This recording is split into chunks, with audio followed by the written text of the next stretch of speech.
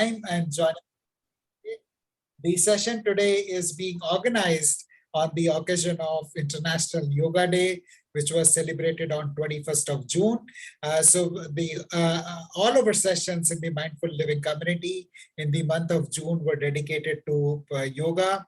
And the last weekend also we had the pleasure of having Sandeep ji come and share his thoughts with us also on the philosophy, practice, of psychology and practice of yoga. And we are taking that discussion forward in the session today.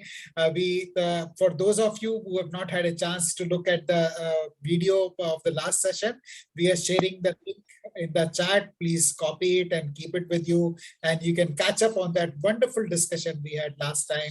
A very wide-ranging discussion starting from the Yoga Sutras, going to Yoga Vasishtha, Ashtanga Yoga, Mind-Body Connect, Bhagavad Gita. There was a fair bit of ground that we covered in the session last time. And we are going to take that discussion forward and see the application of philosophy to the practice of yoga. As some of you may be familiar, Sandeep ji is a graduate from IIT Kanpur and postgraduate from IIT Bombay. And what I love about what he teaches is the fact that he brings an engineer's precision to the practice and teaching of yoga and Vedanta. And he does it with so much of love and affection, which makes this topic appear very lively. And in his own words, he was attracted to the study of yoga and Vedanta to battle with the clinical depression, that he suffered for over a decade. It takes a lot of guts, friends, to come out in the open and share about the challenges that we face. And Sandeep ji is one such brave and noble soul who bears himself and shares his knowledge and insights with us. Welcome to you, Sandeep ji, to the session today. We are privileged to have you speak to us again today. Okay, thank you very much, Ashish ji. Yeah. So last time we discussed about the very basis of yoga. So as I fondly call it, that philosophy, psychology, and the practice, taking cue from the 5 P's of marketing. So it's just that, nothing else. So and we saw that the philosophy is the highest vision. Atyantik dukh nivritti paramanand prapti.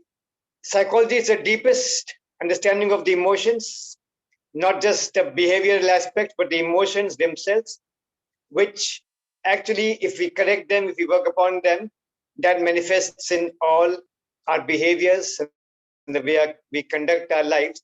And the third was the practice part. And philosophy is the highest, and the psychology is the deepest in terms of its study and explanation. And the practices are the most profound, not just something that you do it for the body, but something really very deep. You start from the body, but it literally transcends the body, transcends the pran, and that's how you make that whole journey within. It may sound very mystical, but actually it isn't really mystical. It's not really mystical. It's as practical as it really could be. So what I'll do today is, I first thought about, so I talked about the asana last time. And I first thought that I'll try and cover something about the asanas with a practical application. But then what I'll do is first talk about pranayama. Pranayama is more amenable to experiencing in this setup. Asana may still need some more attunement. But nonetheless, if I have the time, maybe I can give you a glimpse of it towards the end. Pranayam, so I talked about the asana. The other part was the pranayam, and we'll see what pranayam really is, and we will experience it, at least this part, through a simple technique, and we'll see what it actually means and how it relates to in our experience of what pranayam actually is. So this is one of my very favorite statements, which I make very often, and I make it with a lot of eloquence and pride. Of course, it's not me who's making it. I'm just I keep on repeating what Swami Vivekanand said 130 years ago. So when Swami Vivekanand set out to describe pranayam, so by the way, see Swami Vivekanand, we know him typically as a Vedantin, but he was what you call an all-rounder as far as this spirituality is concerned. You see, typically we have people who are good in Vedanta, who are good in yoga or others like Nyaya and Vaiseshika. But here we had a man, Swami Vivekanand, who of course was a Vedantin. That's what Ramakrishna Mission is primarily about, Vedant, Dvait Vedant. By the way, some of you know you're not conversant. The Vedanta of Adi Shankaracharya, that's what they teach. But he was equally good at talking about yoga. In fact, he was the first person, much before the other yogis we talk about, who actually introduced this subject of yoga to the West and to the world at large, the concepts and the philosophy. And he is also a whole bhashya or commentary, which he didn't write it, but it's his own teachings, which one of his students wrote, and we have Patanjali Yoga Sutra commentary. So he talked on Vedanta, he talked on the Yoga Sutra. So that is something very interesting. So when he introduced the subject of pranayam, so what does he say? Typically, when you talk about pranayam, so what do we say for pranayam? Pranayam stroke breathing exercise. Pranayam and breathing exercise, or pranayam is a breathing exercise. But that's exactly what he told us it is not. So if Swami Vivekananda starts by saying pranayam is not a breathing exercise, and that may seem very odd to most of us. And then he further qualifies by saying it has very little to do with breathing, if anything. Not just it's not breathing exercise, it has very little to do with if anything. Yes, he says that through breathing breathing is one of the ways to get to the pran and work about the pran. And also breath is one of the grossest manifestation of pran. Right? But pranayam is something deeper. Look at what pranayam stands for. It's pranayam. So pran is, if we look at a mystical meaning of pran, one would say the life force energy. And if you look at just a practical application of it, what it is. So here we have a body made of flesh and bone and blood. And there has to be something, right, which really runs this show. How we are breathing, how the breathing is enabled, and we'll just see how breathing is enabled through pran. The digestion process, how it takes place, the excretion process. See, we take all these things for granted. The circulation of the blood, circulation of the energy, how's it happening? How's that whole process running?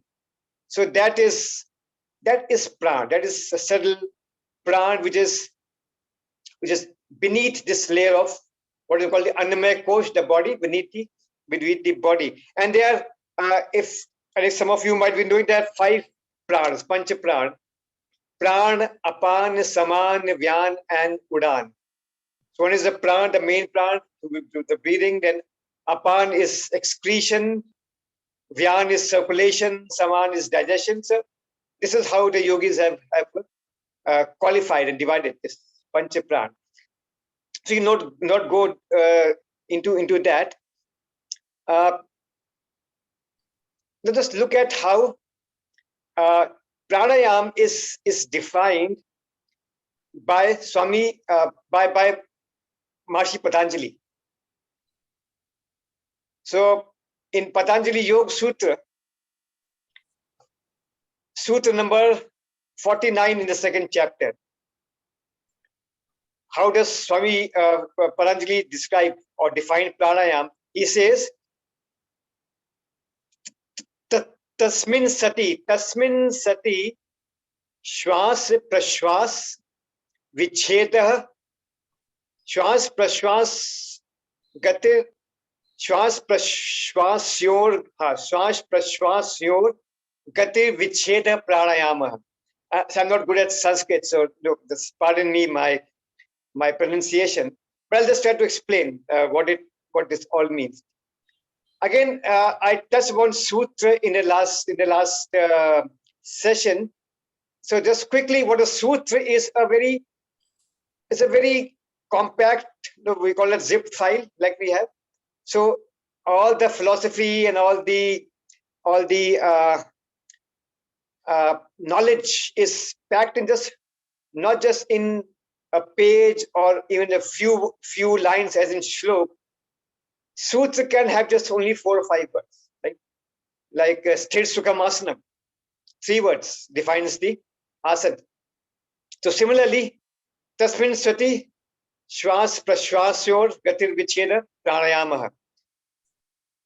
Let me just try to say what this is. Here's defining pranayama. So first 2 words, and that will give you an idea of why asana is important. He's referring to Tasmin Sati. So what Patanjali is saying, Tasmin Sati, he is referring to the asana, having been established in the state of the asana. He is referring to the 3 previous sutras which refer to asana. And why you need to be established in the asana?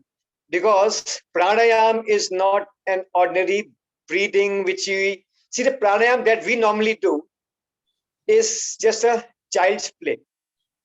It's just a child's play. We are sitting down and for 5 or 10 minutes or maybe even 15 minutes, of course, depending on our physical ability, we breathe in and hold and breathe out. But the yogis know who actually do it. If you ask the yogis, the real ones, they'll tell you that real yoga starts with pranayama. Asana are just preparatory, it's a preparatory phase. And why preparatory phase? So that you are actually able to sit with stillness. If you have to do pranayama for 2 hours, let's say, at a stretch, and the other thing is your back should be straight, then you can well imagine it has to be, and the most still you are, it is not which you would have seen people doing. That's violence. That is not pranayama. That's violence.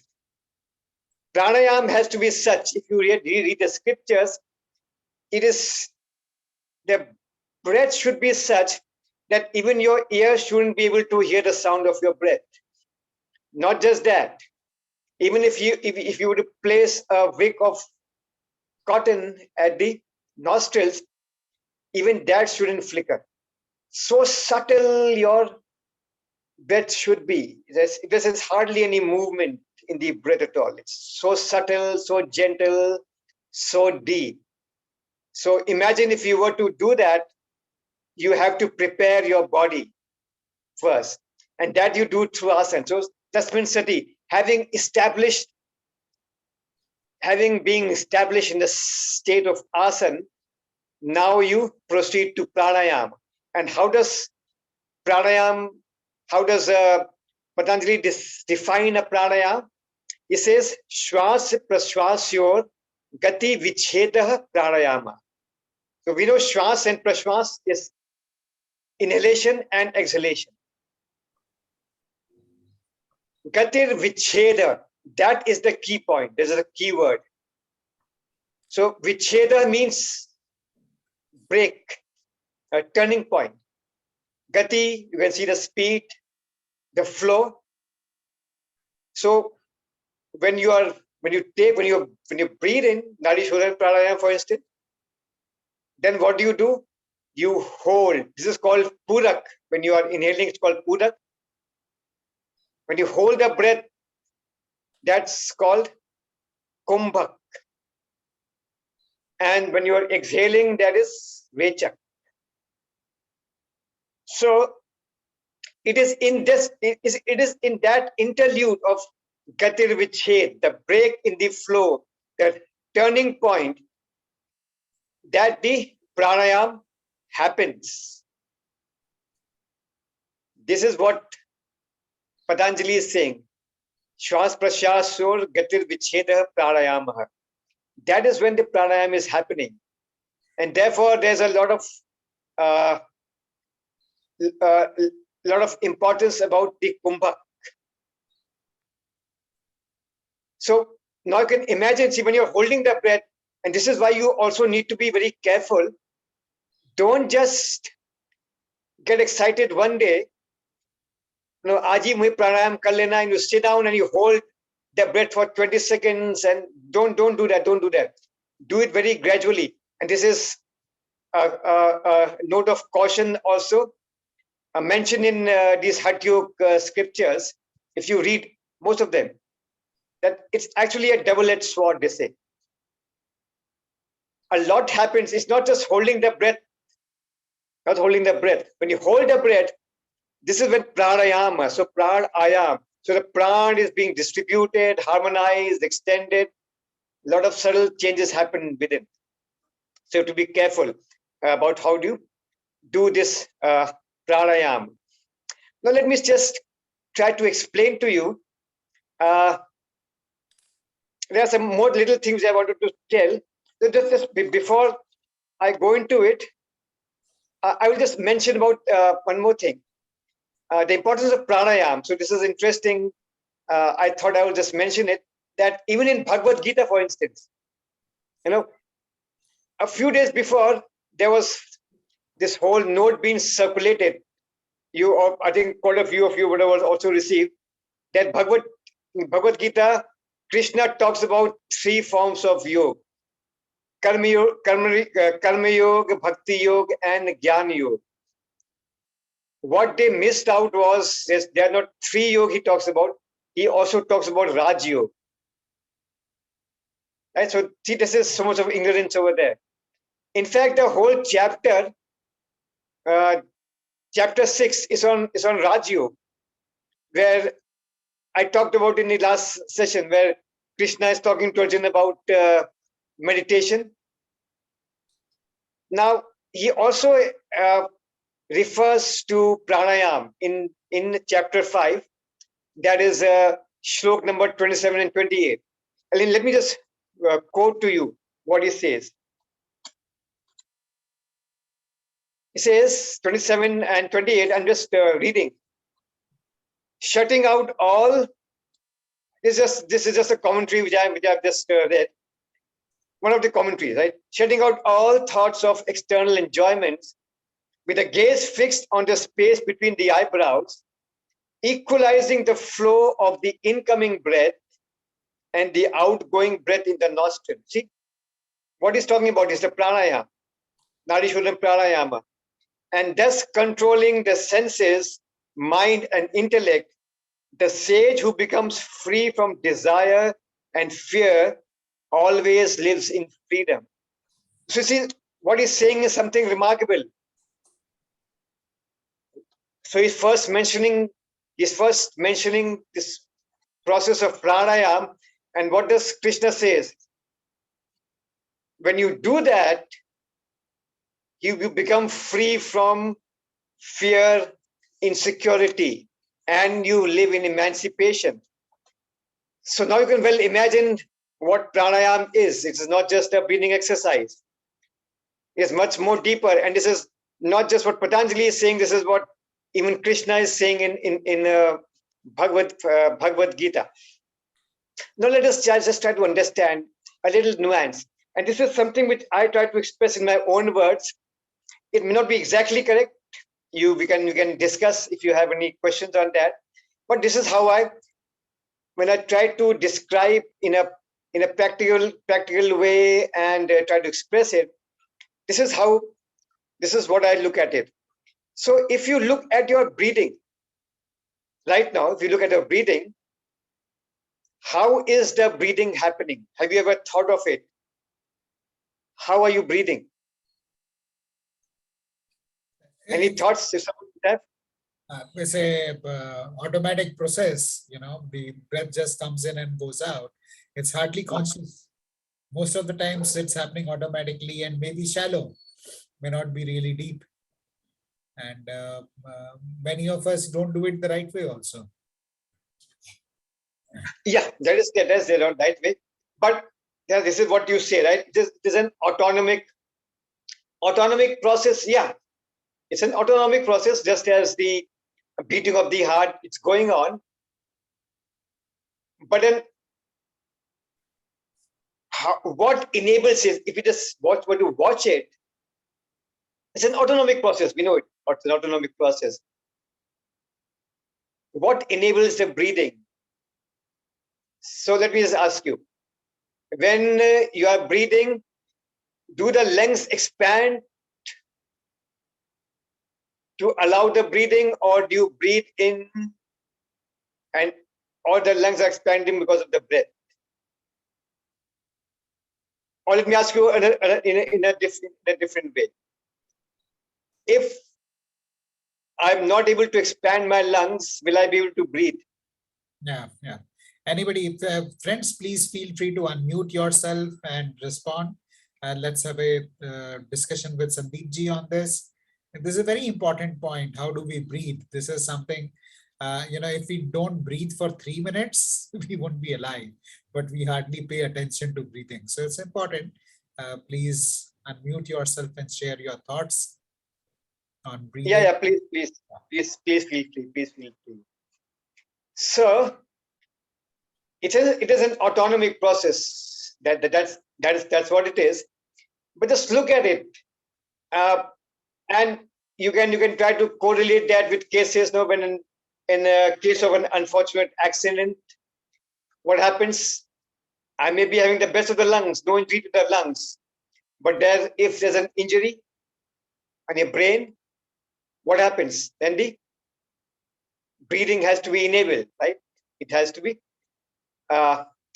enabled through all those sensory inputs giving to the brain, so that you can breathe it. So what does that tell you? It is something that the lungs, it is enabled, and how it's enabled and how it's happening. So you just look at it. There is a signal coming from the phrenic. It's called the phrenic nerve in the C3, C5 area. Of course, I'm not a doctor. I'm a medical doctor, so there is some subtle input that anyone would like to add to it. Please feel free to do it. So, but by and large, there's a signal coming from the phrenic nerve here. And what does that do? It comes to your diaphragm. The diaphragm, we never experience it, but now when you do it, when you're breathing with awareness, when we do it, we actually can sense it. This diaphragm is a muscle, a concave muscle, which is between the lungs here and the abdomen. So the signal comes, and with the movement of this muscle, with the energy, the diaphragm contracts, the lungs expand, fill the thoracic cavity, and see, that's how we are breathing. So in a way, if you really see what's happening is, the breath is the grossest manifestation. But what enables the breathing? It is being enabled by the expansion of the lungs. What is expansion of the lungs? It's prana, energy, movement, what I call the movement of prana. And what enables the expansion of the lungs? It is the contraction of this diaphragm. Again, energy. And even so, this is the grossest. The breathing is the grossest. Lungs is subtler than the breath. And subtler than the movement of the lungs is this movement of the diaphragm. You can actually experience when you are aware and when you take the awareness to your lower part of the lungs, You will experience this abdomen going out. So there's a movement here. And the subtlest is we don't even get to realize, but the most important is this signal coming from here. Impulse. What is that impulse? Again, energy. Electrochemical impulse that is coming. So if you were to really look at this whole breathing process, it's through and through, it's a movement of the prana. It's just a movement of the prana which is enabled. And this is when you relate to what the Swami Vivekanand says, there is a grossest manifestation of this prana.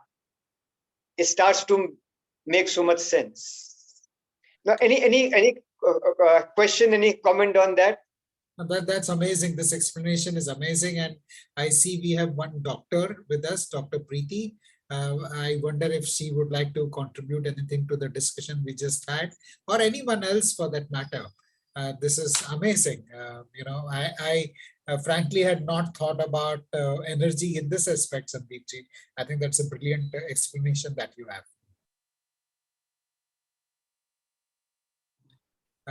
Looks like we don't have too many comments coming in at this point of time, Sandeepji. We will move forward and take comments and questions towards the end of the session. Okay. Now you may be wondering why am I telling you all this story? What does it actually have to do? I mean, why? Yeah, okay. It's a movement of the prana, and there's so many amazing things. Why do I have to know it? So there's a reason why I'm telling you all this story. The reason is that we will be doing what we call the abdominal breathing, practicing it, but in a different manner now. See, typically when you do, okay, I'll tell you. Okay, let us do something. You just, all of you were sitting over in the session, I'll just ask you to do deep breathing as you would normally do. Just do 2-3 rounds. And then we will see. I'll just try to give you some inputs as how to modify it. You just take the deep breaths as you would normally do. Just 2 or 3, the way you would normally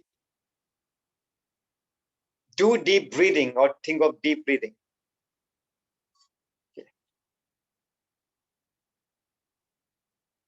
Okay. So can someone just describe what exactly he or she did it? Just the experience or the mechanics.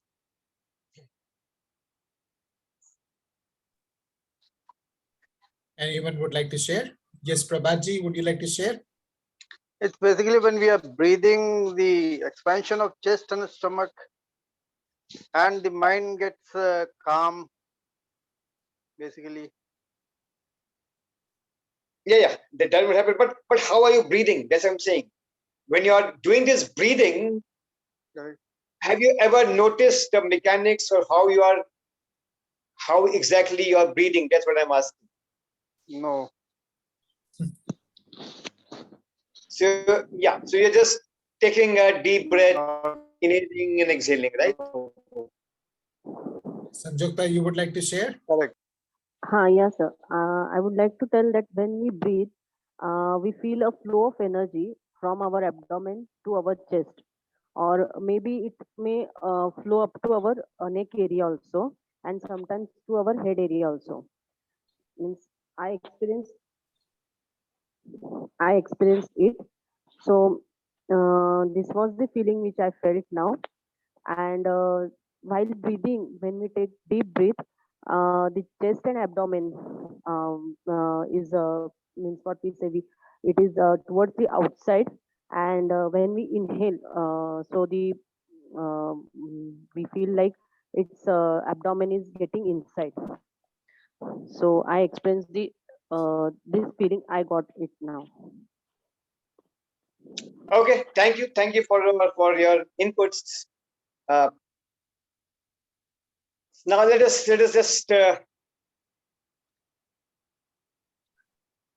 so what we will do is the similar manner in which I just spoke about. We will not just breathe in. We'll not just breathe in, But yeah, I think that before that, all of you just pay attention to one thing. When you're breathing in, is your abdomen, is there anyone whose abdomen is going inside? Is there anyone? But there are some people who, what they do is they tend to pull in the abdomen. That is what we normally do, Sandeep ji. Yeah. So when they're breathing in, they tend to pull in the abdomen. So if you are doing it, just correct it. That is wrong. It is natural, logical also that when you are breathing in, inhaling, the abdomen should be expanding. So just correct that when you're doing it. Now, so what we will do is, see, all those things that those two participants said, and thank you for that. That's all true. But the fact here is, when we do this whole process with a conscious awareness, which is not that I'm feeling or I'm seeing, but I am enabling this whole process in that form, which is that when I'm breathing in, what I'm doing is I'm not just breathing in. I am just seeing how the energy is moving, not just the breathing. It's that my focus is not actually just on the breathing, but how this whole energy is moving. And what is this energy? I'm expanding. I'm consciously expanding the lower part of the lungs, the abdomen, the muscles, and then the breath is flowing in. So I'm aware of every movement. I'm consciously aware. Experiencing is one thing, but when you're consciously enabling it, so that's a totally different thing. So as I'm breathing in, I'm not just breathing in, I'm expanding my abdomen, the lungs, and even the mind. I'm literally expanding the mind. Right? So there's an expansion of the energy, the body, the lungs, and the mind, and of course the breath. Now, more important than that is when you're holding the breath. Now just notice this. Do you really hold the breath? How do you hold the breath? We don't. You say, I'm holding the breath. How can you hold the breath? It's a gas, right? It's in the gaseous form. How can you hold it? So you're actually, what you're doing is you have held your energy. You just not allowed the muscles to contract. So it's not the technically correct term, but what I'm saying here is, just to understand this, I'm literally holding this energy, not the breath. That's how the breath remains filled in the lungs. And when you're holding this energy, there's an expanse, there's a stillness, isn't it? There's a stillness, there's a spaciousness. And when I'm exhaling, so how are you exhaling? You are letting go of that energy, just harmonizing it. You're relaxing your muscles, you're relaxing your lungs, and that's how the breath goes out. Isn't it? So breathing in, I'm energizing, expanding the body, lungs, breath, and the mind. When I'm holding with the absolute stillness. Stillness in the body, stillness in the lungs. And you would notice when the breath becomes still, the mind also becomes still. Right? The breath becomes still, but the mind becomes still.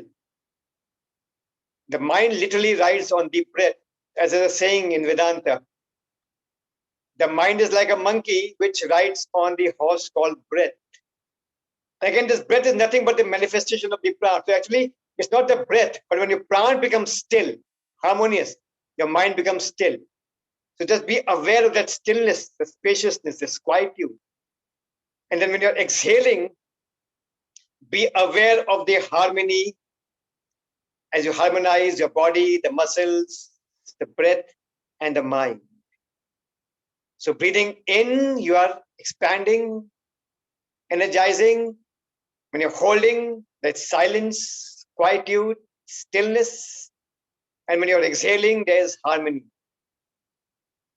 Be consciously aware of all these movements as you inhale, hold, and exhale. Is it clear? So what I will do is, we will do to the count of 5, 5, 5. No, 1 is to 1 is to 1. So I'll give you a count. Inhale 2, 3, 4, 5. Hold 2, 3, 4, 5. Exhale 2, 3, 4, 5. We'll do this once, and then if someone has any questions, some problem, you just let me know.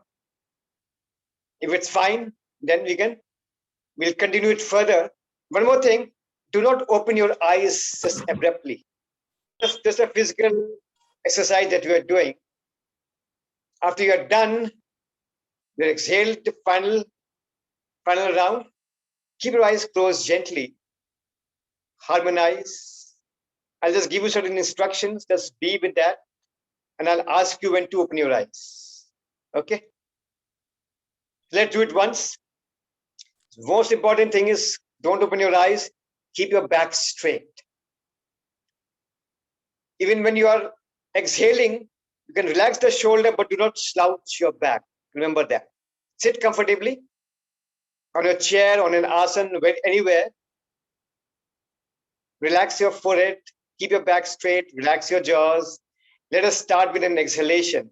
Exhale out all the air from within, emptying out your lungs, as it were, completely. Of course, it won't be complete, but just exhale.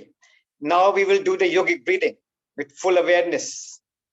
Take your awareness to the lower part of the lungs, the abdominal region. Inhale, 2, 3, 4, 5. Hold, 2, 3, 4, 5. Exhale, 2, 3, 4, 5. Inhale, expand, energize. Hold, stillness, quietude.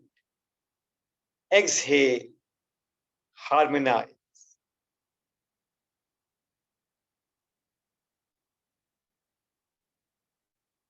Open your eyes gently.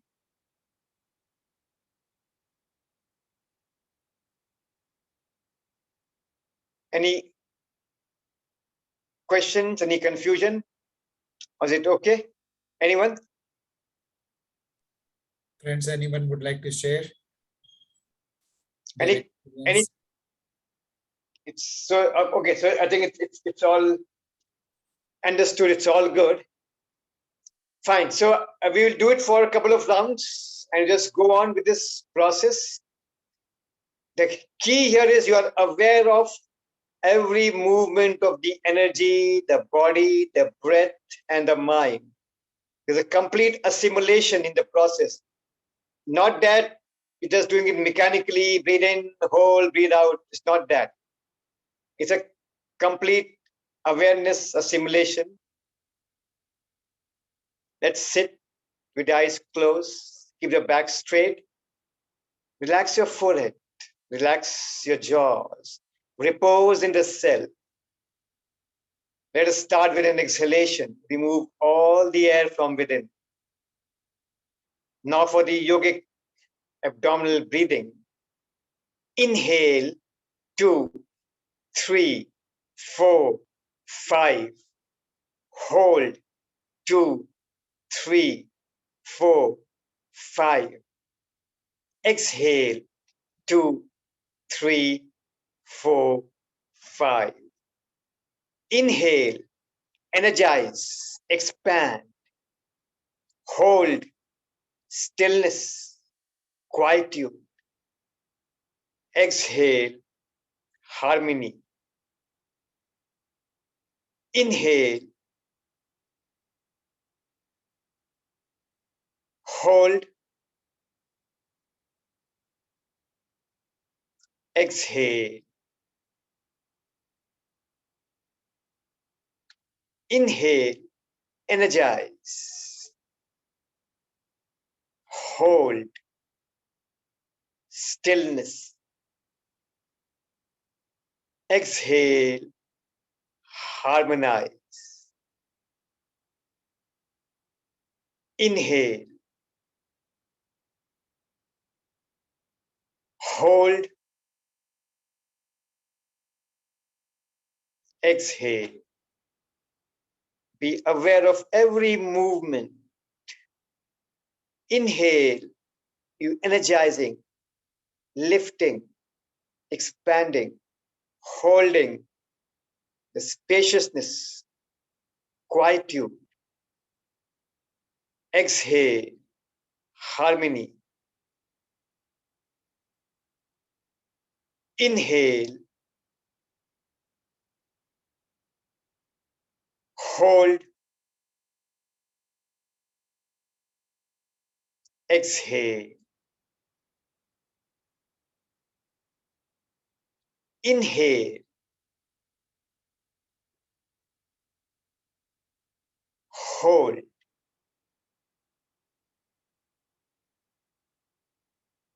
exhale. The last round. Inhale, expand as much as you can with complete awareness. Hold, absolute stillness, spaciousness. Exhaling as gently as you can with hardly any movement in the breath, in the prana. Harmonize. Keep your eyes gently closed, sitting with absolute stillness.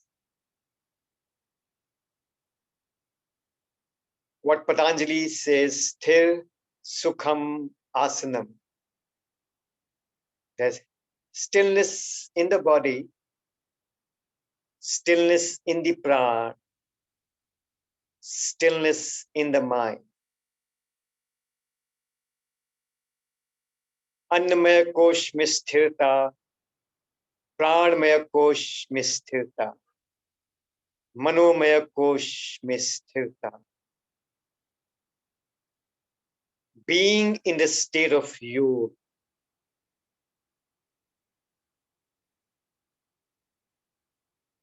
reposing in the self,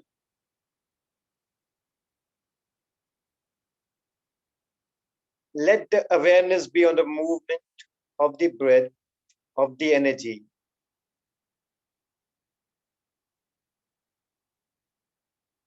Make no attempt to alter, modify, change the rhythm of the breath. You are the witness of the movement of the breath.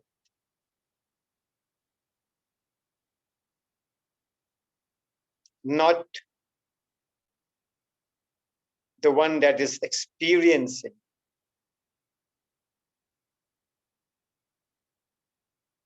As you are breathing in,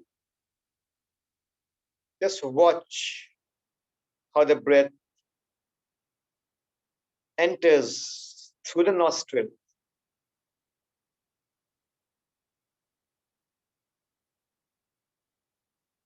And in the same manner, how it goes away through the nostrils into the space. You're breathing in from the infinity. Hold for a moment with stillness. Breathing out into the infinity.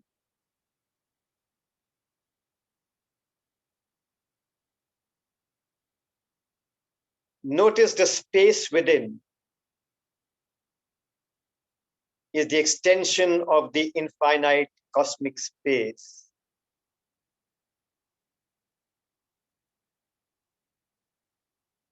the space within the nostrils, your throat, the lungs, chest, and the abdomen. Just observe the vast spaciousness within. As you're breathing in and breathing out,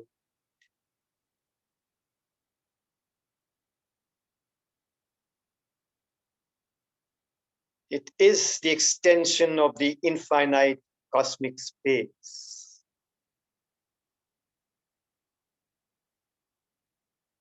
You are that infinity in which the body appears, the mind appears and dissolves.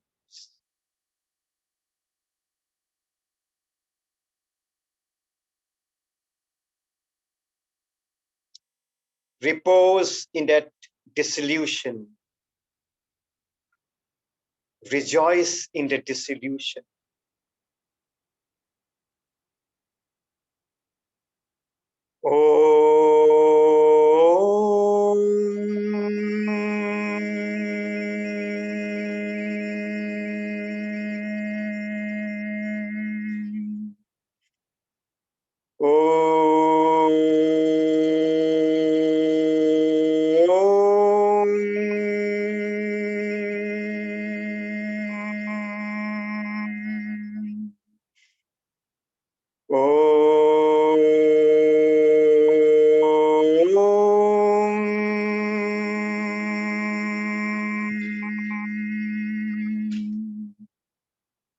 मनोबुद्ध्यहंकार चेतानि नाहं न च श्रोत्र जिह्वे न च घ्राण नेत्रे न च व्योम भूमिर् न तेजो न वायुः चिदानंद रूपः शिवोऽहं शिवोऽहं चिदानंद रूपः शिवोऽहं शिवोऽहं शिवोऽहं शिवोऽहम्. As Adi Guru Shankaracharya declares in Nirvana Shatkam, a very logical inquiry. Whatever I am aware of, I cannot be. Just keep your eyes closed gently. I'm aware of the body, I'm aware of the mind, the intellect, the ego, the memories, the emotions, the senses. Whatever I am aware of, I cannot be. I am the eternal witness, Chidananda Rupa, Shivoham, Shivo. Recognize your immortal existence, a pure awareness, not just the existence of the names and the form, but the existence itself, Sat, infinite existence, Chit, not just conscious of experiences, but the consciousness itself. And that Sat and Chit, infinite existence, infinite consciousness is infinite bliss, Anand. Chidanand Rupa, Shivoham, Shivoham. Rejoice in the bliss that you are.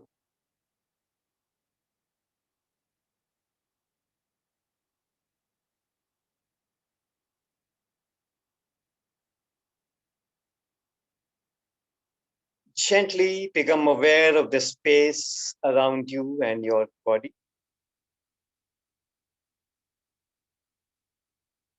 Open the eyes very slowly. Om Shanti, Shanti, Shanti.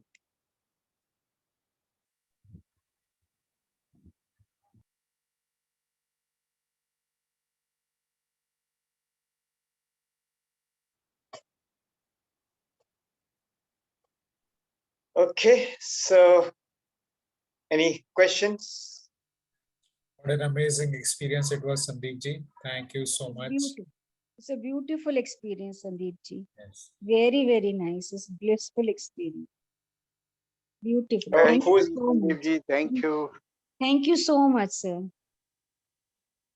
I'm not getting the names. Can you just Friends, please open your cameras and share your views.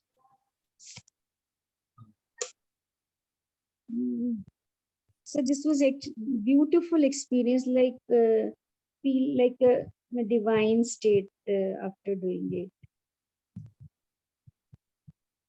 Thank you.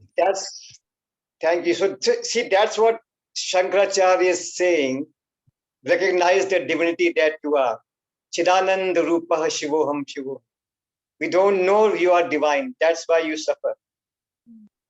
Actually, we have been doing this pranayam like everybody is doing from so many, but with this consciousness, with this awareness, really you teach right in minute detail. Actually, that is the best part of your experience. Thank you so much. Like you do it with and I am like experiencing by doing these your meditation. I am being energized every day more and energetic more.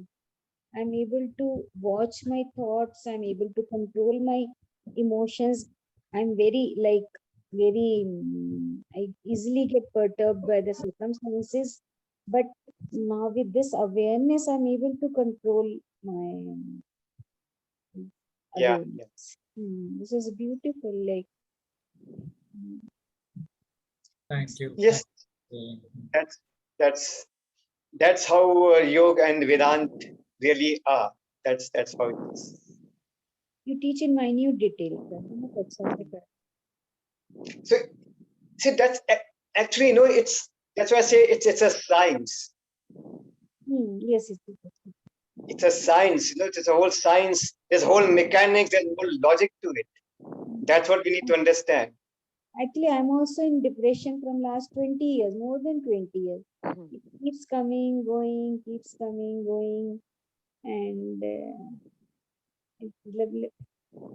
keep doing meditation off and on, taking medical treatment, but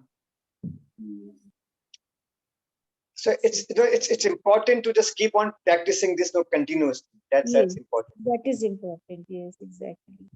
That's important. You have to repose in that. You have to recognize that self again and again. It's not just a one-time recognition, though I know it. I know. It's Exactly. a Exactly. 24/7. 24/7. Exactly. You have to be watching your thoughts all the time. It's a practice. See, if you see the last time, what we talked about. After all that Arjun said, the mind is restless, it is turbulent, it is stubborn and strong. What Krishna didn't give a magic wand to Arjun, right? All that he said was, I empathize with you. I empathize. I hear you. I empathize with you.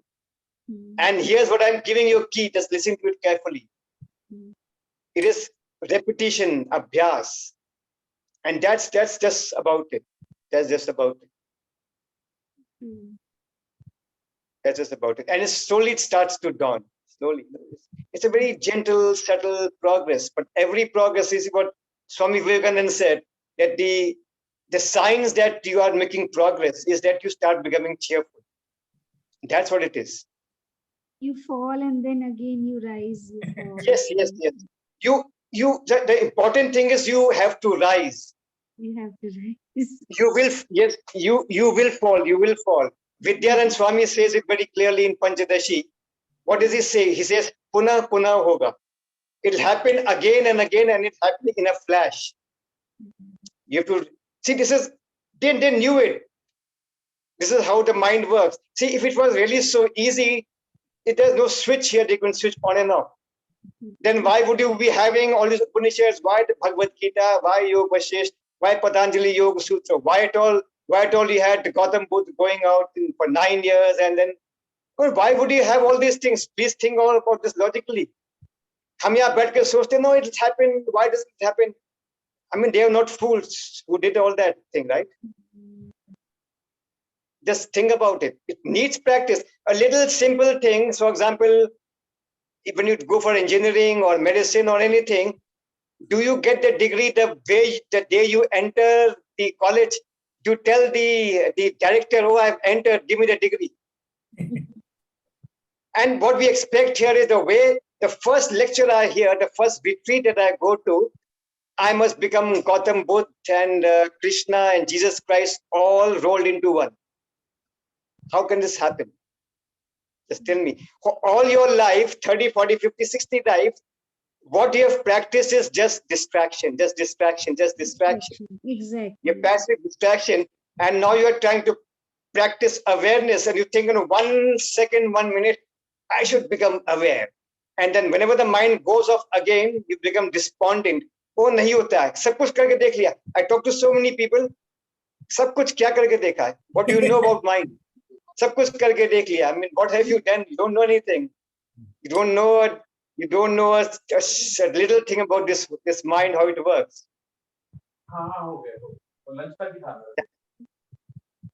It needs perseverance, but it's a beautiful journey. It's a beautiful journey.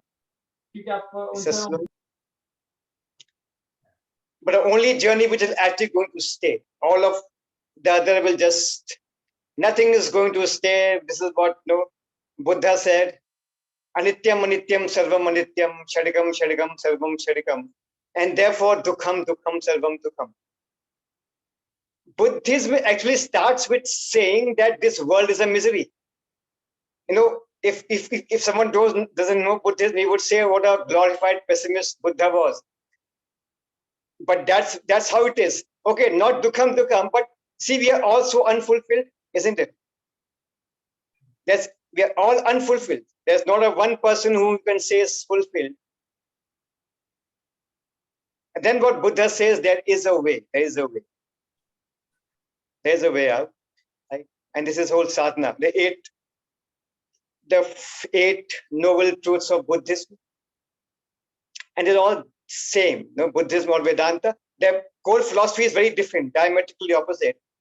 But if you read this Nirvana and Moksha, they are no different. They're just the same. Different ways of looking at it. Yeah, and any other question? I think I went too far into that. That was an talking experience, and thank you for sharing that, your experience, ma'am. Sanjukta, is there something you would like to share? Just I want to thank you, sir.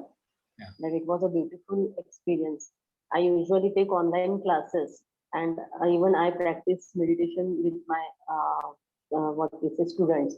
But when it's related to us, we also need some guidelines, or what we say, instructions while doing meditation.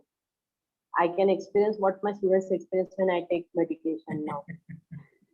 So this was a beautiful experience, sir, because we also need this pattern of meditation. We do exercise and all, but the instructions along with meditation is very beautiful experience, sir. Thank you for that. Thank you for sharing, Sanjukta. Thank you. Ashmita, So you can, yes, Sandeep ji, you're saying yes. something? No, just so you can share that that those who want to join the Yes, July group, they can Yes. do it. So friends, like I had mentioned earlier, Sandeep ji has got a vibrant community of 3,500 people from across the world who connect regularly to practice yoga and discuss Vedanta, teachings of Vedanta. We are sharing the link in the chat. Feel free to join the community and be a part of it. That's an amazing community. I'm also a part of Sandeep ji's community. I get to know of the awesome work that he's doing. And some of you are joining us for the first time. In case you're joining us for the first time, please type FT in that chat box. If you're joining a session of mindful living for the first time, please type FT in the chat box. Sir, we have joined, again we can join this, or it will be the same repetition of the last 2 months? It will be something new then. The community, Sandeep ji's community is the same. So if you've already joined, that is fine. And for those of you who are joining us for the first time today, let me take a minute to introduce myself. My name is Ashish Kumar, and I am the founder of Mindful Living. I started Mindful Living in 2018. Prior to that, I worked in the corporate sector for over 25 years in senior management roles with organizations like Tata Group, Future Group, HCL, Marsh, and Dabur Group. And during the years of my working in the corporate sector, I saw how stressed the employees in the corporate sector are and how this stress takes a toll on their health, on their happiness, and on their financial well-being. And I set out on a mission to help 1 million working professionals become healthier, happier, and wealthier. And towards that end, we conduct complimentary sessions every weekend. So please feel free to join our community, stay connected with us, be a part of these sessions. Like I mentioned earlier, all of our sessions in June were dedicated to yoga. And in the month of July, we have Guru Purnima. So we are dedicating all of our sessions to the importance of having a guru in our life, and we are going to invite many people to come and talk about how having a guru can make a difference to our lives, the importance of having a coach, a mentor, a guru in our lives. So that's what our sessions in July are going to be dedicated to. So please join our community and get to know of these awesome sessions. We would also like to, we have been hearing your feedback on the chat, and some of you have shared, but we would also like to have your feedback. So please, we are sharing the link. It will take you 30 minutes to fill out the feedback form. Your feedback is very valuable to us. Please take 30 seconds and fill out the feedback form. And once you have filled out the feedback form, please type FD in the chat box, feedback done, so that we know you have filled out the feedback form. And while you're filling out the feedback form, Sandeep ji, what an awesome meditation it was. This was an amazing, amazing experience. And some of you friends who are already from Mindful Living community, I'll request you to share in the WhatsApp group, what an amazing session today's was, so that people can look up the recording in the morning tomorrow and practice this mindfulness session that Sandeep ji did for us. So please share your comments in the community. That will help everybody from this amazing session. Friends, we are already a couple of minutes past our scheduled time, so we'll be happy to take one last question or comment if anybody has got, and then we will bring the session to a close.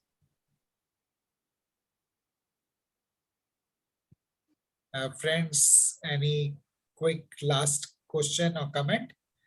If not, Sandeep ji, I'll request you to share your closing comments with us, and then we will draw the session to a close. Okay, so first of all, I would like to express my thanks to you for creating this vibrant community and connecting, and then inviting me to talk about yoga and Vedanta. It is always a pleasure to express and share. And actually, see, by sharing, we learn so much, we get connected. So as it says, yoga verily connects. So the meaning of yoga itself is connecting, to come together. So you get connected to so many amazing places. And actually, I've seen that the best part of this whole journey is once you start on this journey, you may have a past, but slowly your orientation, your outlook, they starts getting molded. So all those people who are coming together, right? They have I can say about my own experience. You have improved. You've done a lot of work on yourself. Only then you can actually start to venture out and walk on this journey. So you get some very amazing people out here. Right. And one important thing is, let us just try and spread this knowledge to the others. See, that's important. There are still so many people who are ignorant, who are living under stress and misery and anxiety. One is to spread this knowledge and to tell them it is actually practical. It's not just mystical. It can be learned, and and it can be understood and practiced and applied, and you can see the results. So that is the most important thing. But still, people think of most of these things when you look at yoga. Right? So when I was starting to teach, many people warned me, do not go beyond the body. You don't start to talk about your philosophy and the mystical things, otherwise your students will run away. But with God's grace, I persisted, and now I can see that the people, they want it, they are able to connect. It's not just they'll run away, they want it, and they are able to relate to it. So we should reach out to more and more people and get them into the fold. And the more we share, you'll see it. The more you share, the more you will evolve. That's amazing thing about it. As you can see, Ashish yourself, I mean, you've got so many people together, and the amount of evolution, the joy that you have gone through. That's amazing. Yes, very powerful message from Sandeep ji. Friends, please share about our session today with everybody in your network. In a day or two, we'll be sharing the recording of the event with all of you. So please share the recording as freely in your circle so that people benefit from it. And when you share, it always comes back. It's giver's gain. And another thing which Sandeep ji shared, which is very powerful, is that the journey itself is so wonderful. Earlier, having worked in the corporate sector for so long, I was very, very target driven, results aane chahiye. But now, having started to walk on this path, I realized the journey itself is the reward. Destination to aa hi jayegi, but journey hi bahut badhiya hai. So on that note, thank you everybody for joining us today. Have a nice weekend. On your way out, unmute yourself and make some noise. Say thank you to Sandeep ji. Show some love to Sandeep ji. And join us for thank you. Next Saturday. The session is at 5 p.m. Thank you, Sandeep ji. Thank you, Ashish ji. Thank you so much. Thank you. Thank you. Thank you, everybody. Thank you. Namaskar. Thank you. Nice weekend. Thank you.